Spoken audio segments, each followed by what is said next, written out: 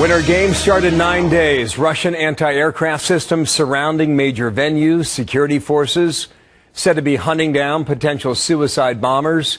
And now the National Hockey League saying it might keep its players home if there's a major security breach in Russia. My next guest just came back from Sochi and Moscow, and Michael McCall chairs the House Homeland Security Committee. And, sir, welcome back to America's Thanks, Newsroom. Bill.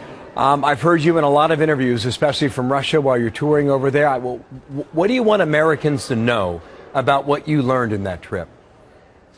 Well, that the threat is real. State Department has issued a travel alert. The Chechen rebels out of Chechnya have been at war with the Russians for 150 years. They've evolved into a radical Islamic militant force. And just most recently, we have the top al-Qaeda leader, Zawahiri, who was bin Laden's top lieutenant, now basically joined forces, a call to action saying, commending their actions, basically a call to jihad in the region against the Olympics. And quite frankly, that very much concerns me as chairman of Homeland Security. I want to go to some maps to let our viewers know about what we're talking about here. But answer this question simply. Are the Russians ready or not? Hey, look, they have put all the resources they possibly can put to bear on security in Russia, particularly what they call the perimeter. They call it the Ring of Steel. This is the Olympic Village itself, the rail to the mountain where the skiing will take place. So 100,000 security officials, 40,000 military, special forces, Kazakhs are all there in a very visible sign of force. Now, what my question was before the Ring of Steel was put in place, how many of these cells potentially were there? And we also know that one of these Black Widows, they call them, has actually penetrated this Ring of Steel. These are widows of militants who've been killed by the Russians in Dagestan and Chechnya. So it only takes one suicide bomber to set things off, and that's one of my greatest concerns. And let me just finish by saying, I think the bigger threat probably is not within the perimeter itself, which is very hardened, but more outside the perimeter where the softer targets are. And they have called for increased bombings. We've already had 3 suicide bombings go off, and they've called for increased bombings that will consume, in their words, will consume the Olympics. Yeah. I know you can't see this, but you can hear it, okay? So just add what you need to add when I show our viewers the geography.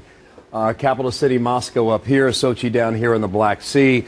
The area that the congressman was talking about was Volgograd. That's about 400 to 500 miles northeast of the Olympic Games. Over here, Chechnya, and to the east there is Dagestan, which have had so many issues. Now, if you go into Sochi, advance it one time for me if you could. All right, Sochi is up here in the Black Sea. You come down about 25 miles to the Olympic Village. You go about 30 miles, I do believe, Congressman, up to the Olympic Mountains, where you'll see the snowboarding events and the skiing events as well. But, I mean, this area alone here, 25 miles in one direction, 30 in another. And one more map we can show people here. This is the so-called Ring of Steel. It's 60 miles long, and it's 25 miles wide. And you saw this, sir, and you learned what? Well, I learned that it's very well fortified. It's very secure. There's a heavy presence of military, which I think is odd for an Olympic game to have that kind of military force. They're going to have to do it in a way where they're not quite so visible. But I do think these rings actually go out into the mountains with the military to stop these Black Widows from coming from the mountains to the Olympic Village and other potential terrorists. And so, my whole concern with this whole deal is the proximity to the terrorists, the proximity to these radical Islamic militants that have been at war with Russia for about 150 years. Yeah. It gives everybody great pause. I have not seen an Olympic Games with this much of a threat out there. It's not certain. Theoretical. We've seen 3 suicide bombers already. Yeah. Should the athletes go? Should they stay home? Should their families go? Or do you bend to terrorism that way? We can't let the terrorists win. And we have the largest Olympic team attending these games. They're historic. I believe that unless there is a greater threat that comes out in the near future, we may see more bombings, that we need to rally behind our Americans that I hope will take home more gold medals than any other team and not let the terrorists win. Having said that, I think we need to be smart and cautious about this.